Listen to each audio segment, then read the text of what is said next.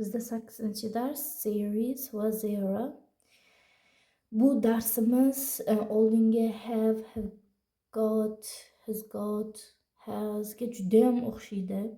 Lekin ularda farqi bor. Biz have got, has gotda ishlatardik o'zimizga biz egalik qiladigan narsalarga ishlatardik. Misol uchun har xil o'zimizga xoslik o'sha ko'k ko'zlarni ham yoki qandaydir sariq sochlarni ham hammasini, uzun sochlarni ham egalik qilamiz. Ikkita ukamiz bo'lsa, ularni ham biz egalik qilamiz yoki biron bir buyumni ham egalik qilishimiz mumkin. Lekin zero esa biror bir narsaning mavjudligiga e'tibor qaratiladi. Joy yoki qanday bir situatsiyada, qandaydir bir holatda nimanidir mavjudligi bo'lishi mumkin. Qandaydir bir vaqtda qanaqa bir hodisa borligi yoki qanday bir asosdagi joyda nimadir joylashishi ayni damda nimadir joylashishi ko'zda tutiladi. Misol uchun yozib qo'ydim. Biz birinchi oddiy qanaqa ishlatilishini, qanaqa holatlarda ishlatilishini o'rganamiz. Keyinchalik gaplarimizda o'sha vaqtlarga, lokatsiyalarga asoslab gapimizni murakkabroq qilib boshlaymiz. Birinchi zero. Zero mana bu yerda is to be bor, bu yerda are to be bor. Juda ham oson. Is to be fe'lida biz birlik narsalarga ishlatardik, are to be fe'lida bo'lsa ko'plikda ishlatardik. Xuddi shunday there is bo'lsa bir dona bo'lgan mavjud bo'lgan narsalarga, there bo'lsa ikkita va undan ortiq mavjud bo'lgan narsalarga ishlatardik. Xo'p, there is biz aytishimiz mumkin qisqa qilib gap tuzamiz. There is a dog. There is a dog. Bu gap bo'ldi. There is a dog. There is a dog. Ya'ni bu yerda qayerdadir, misol uchun rasmga qarab, siz uni nimalar joylashganini, rasmda nimalar joylashganini aytishingiz kerak bo'lsa, siz aytasiz. Bu yerda odamlar bor, bu yerda velosiped bor, bitta mashina bor, bu yerda misol uchun daraxtlar, gullar bor va o'sha yerda bu yerda nimadir kuchuk bor deb xuddi shunday gap hosili oddiygina ham gap. Birinchi there is undan keyin gapning davomiy xohlagan shaklingiz. Ana endi buni sal qiyinroq qilamiz. Xuddi shuni, mana nuqtasini nima qilaman? There is a dog. Mana bu yerda in qilaylik. In da degani. In the picture. In the picture. Picture bu rasm degani. There is a dog in the picture. Xuddi boyagidek o'sha aytgan misolimni endi men to'liqroq qildim. Ya'ni rasmda qayerda nimadir mavjudligi bo'lyapti. Ya'ni rasmda itning mavjudligi. Rasmda it bor bo'lish, mavjud bo'lish degan ma'nosida keladi. Osoddagina qilib bor bo'lish deb tarjima qilamiz. Ana endi xuddi shu narsani biz inkor qilishimiz mumkin. Birinchi bo'lib buni qanaqa qilib qisqartirishni o'rganaylik. O'sha bo'lishli shaklini. There is bor to'liq shakli. Ana endi apostrof qisqartirma shaklida s, ya'ni tutuq belgisi there is bo'lib ketadi. Xuddi mana shunday shakli bu qisqartirma shakli. Gapni davomi ketaveradi. There is mana bunday qilamizda, xohlasak buni o'chirib there is a dog in the picture. Rasmda kuchuk bor. Ana endi buni inkor shaklini hosil qilamiz. Xuddi shunday there is tubidan keyin o'sha biz har doim biladigan mana bu yerdagi not qo'shimchasini qo'yamiz, bo'ldi. Gap inkor shakliga o'giriladi. There is not. Misol uchun 3 frogs in the yana picture bo'lib ketyapti. Yo'q. Xuddi shunday tubidan keyin not qo'shimchasini qo'llaymiz. Gap davomi xuddi shunday ketaveradi, o'zgarmasdan va inkor shakli hosil bo'ladi. There is not 3 frogs in the picture. Rasmda 3 ta qurbaqa yo'q. Bo'lishi mumkin.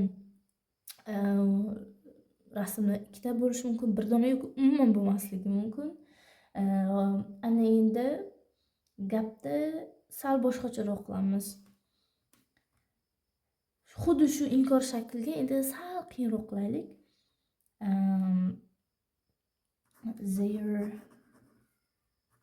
birdaniga hozir men notni ham qisqartirma shakli bordi. Xuddi shuni o'rgatib ketaman. Isn't biz biladigan isn't har doimgi shaklimiz. Xuddi mana shunday tubiga not qo'shilib ketadi. O tutuq belgisiga aylanadi. Xuddi mana shunaqa shakl hosil bo'ladi. Ikkalasi ham bitta narsa, bir ma'noni anglatadi. Faqatgina bu to'liq shakli, bu qisqartirma shakli. There isn't shop. Shop deylik, hop. Near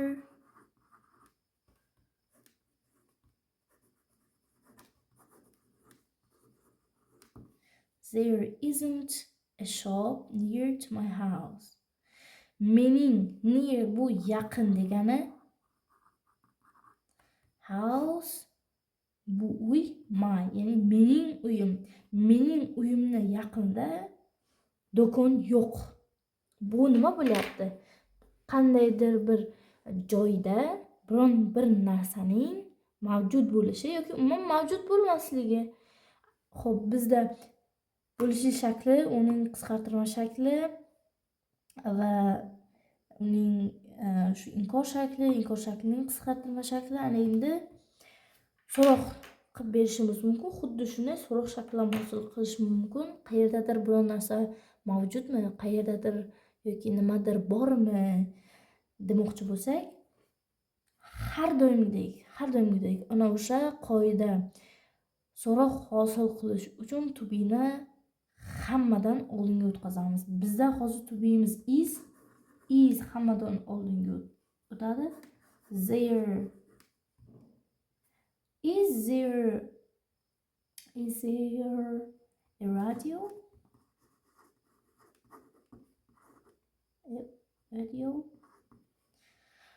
Radio bormi?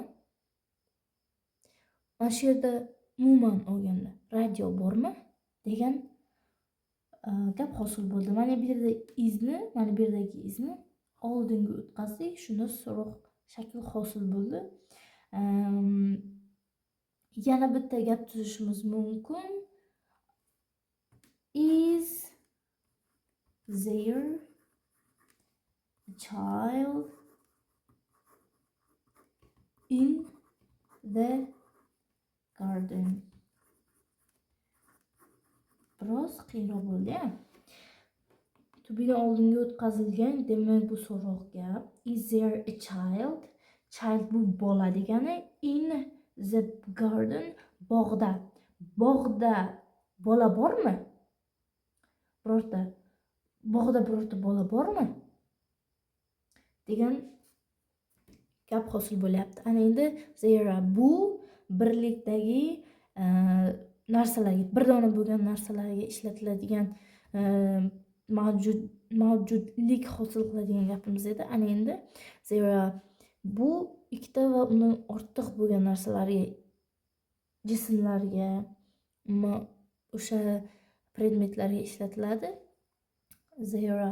Ana endi buning bo'lishli shakli. There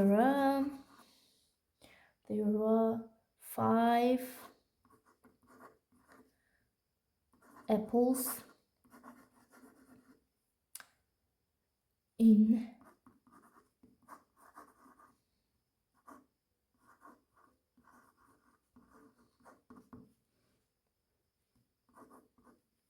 bu degani bo'ladi. There are 5 apples in the basket, ya'ni savatning ichida 5 ta olmalar bor.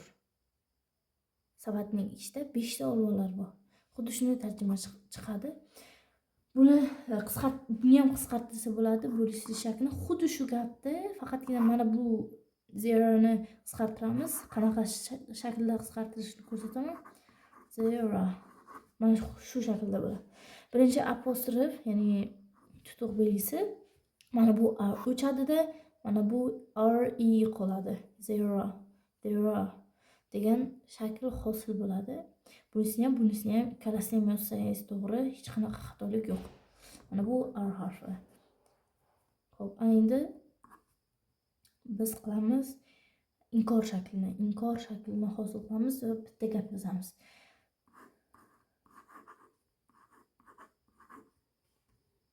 There are no. They are not, okay, there are not any